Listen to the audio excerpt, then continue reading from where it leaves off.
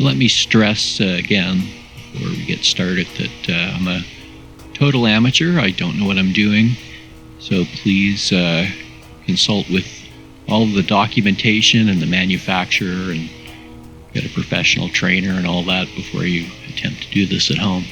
So I order the Castmaster furnace, Castmaster 5000, and all the associated gear. I needed all the protective gear to go with it. Now this is going to be overkill. I think anyone with any experience with metalwork will laugh at my my leathers and underwools and so forth, but I want to protect myself. I don't want to burn anything on my body, so I ordered this as well to go along with it. I think the most important part being the gloves, of course, the fireproof gloves. But I have a woolen undergarment, a chemise, I guess, and the leather gaiters, and the Gore-Tex sleeves, and then, of course, the leather apron to go over the top.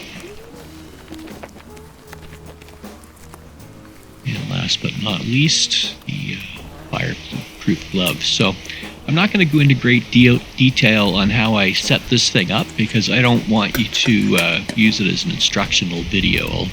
I'll let you discover all that yourselves. It's very, very easy. As long go to the manufacturer, make sure you watch the manufacturer's video and read all the documentation.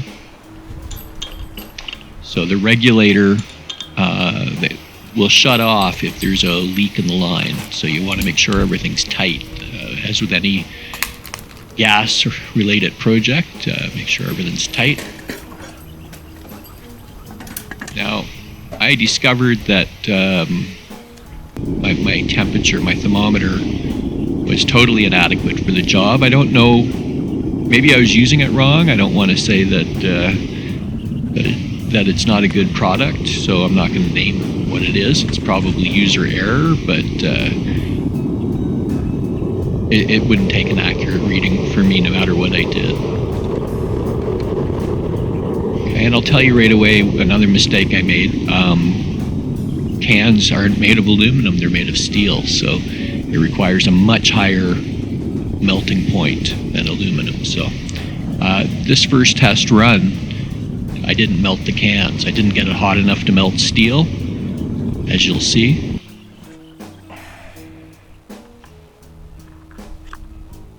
But I got the crucible red hot, so I'll tell you right now, that is hot enough to melt aluminum. It's red hot in there, but it's not, the cans aren't melting. Maybe it's not aluminum.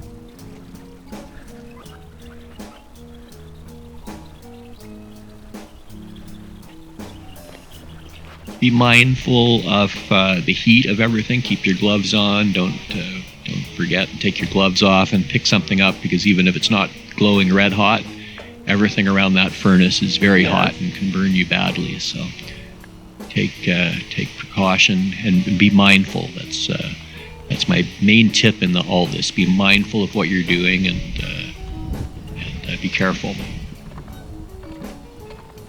I think about this point, it's dawning on me that these cans are not going to melt. So, what do you do with that? Okay, so we'll put it back in there for now. The answer, by the way, is right behind me. I ended up putting the hot crucible when I was finished with it on the barbecue. So that was a good place for it to cool down, up away from pets. All right, so round 2. Get my gear back on. Be methodical. Put your gear away when you're done in a box with everything there, and cover yourself up, at least until you know what you're doing. And I don't. So an important component that I'm going to learn this time. So it's like lighting a barbecue. You turn on the gas, the regulator goes up, bam, there you go. Now you'll see the flame is going to be jumping all over the place here, and it took me a while to understand what was happening, and ended up turning off the gas and looking. So eventually what I figured out is that thing there at the end of the I'll call it a carburetor. You have to open that up. It wasn't getting enough oxygen flow, so see I'm messing with the regulator, thinking it's a gas issue, but it's not. It's an air issue. So eventually, I'm going to turn it off. Sort of collect my thoughts. That's another tip. If you're in trouble or you don't know what's exactly is happening, shut her down. You can always spark it back up. Turn it off. So you turn it off. Oh, yeah, there you go. Yeah, open that up. So let's try it again.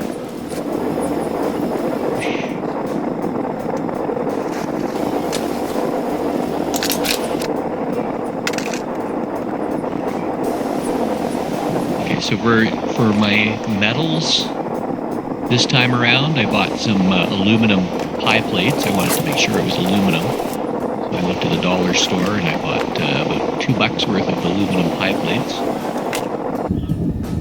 Now, once you get going, you'll find yourself scrounging around for scrap aluminum. I don't drink soda pop, and I'm not going to take up the habit. I don't drink much canned beer either, so I don't have a lot of aluminum recycling I can use. I have threatened to get a wagon and hooking it up to my bicycle and driving through the neighborhood collecting aluminum cans on recycle day. But my partner thinks that's not a great idea.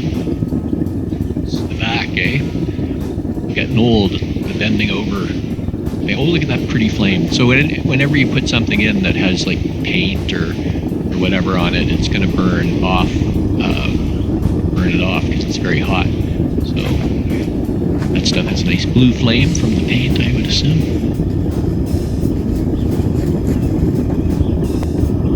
Alright, so it's melting nicely now. One way to know if the temperature is hot enough is if the metal actually melts. And in this case, the metal is melting.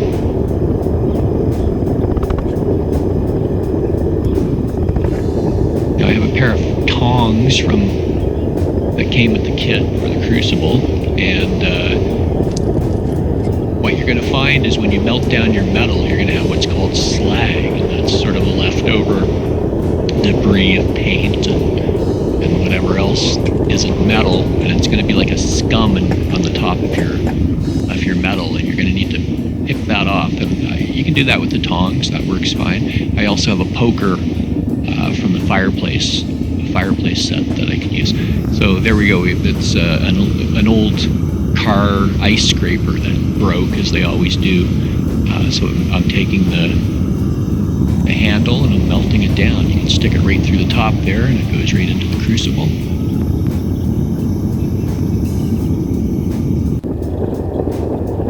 In the gas mask, you'll notice anything you're burning is going to give off fumes. You don't want to be breathing in what's you got cooking there, so put on your gas mask, your respirator, I guess I should say.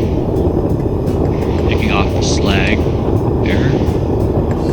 And you might as well pick off as much as you can before you pour, because after you pour, you might mess up your bar as it cools. Here's a safety tip. Don't take your red hot metal poker near your propane tank when you're turning it on and off. Set it down, because that thing could get a gas leak that could set off the propane, I think. All right, here's the.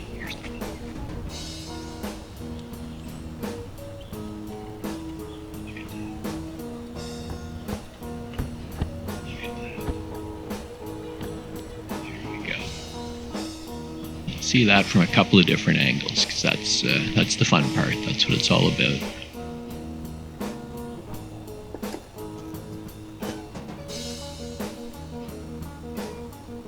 I'm cheating a bit here. This is actually from a second pour, but same thing. The crucible isn't too heavy to handle with two hands, and the tongs provided in the set.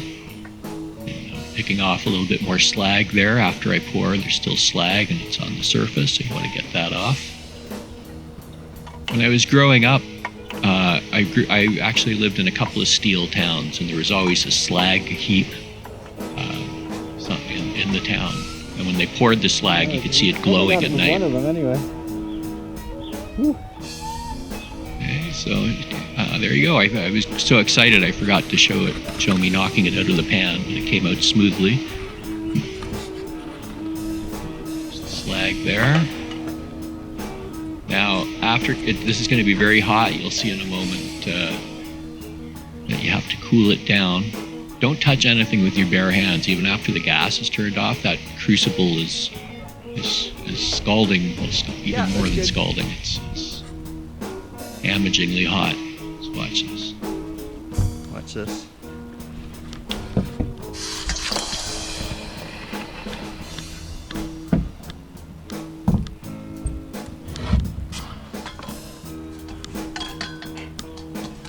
Sometimes in the shows it bubbles the water and boils it. Keep your pets away. All this stuff is very bad for doggies. Curious dogs will burn their noses. And curious children. Secure your area. Secure yourself. Secure your area. Secure your loved ones. Stick your finger in this. Tell me if it's hot.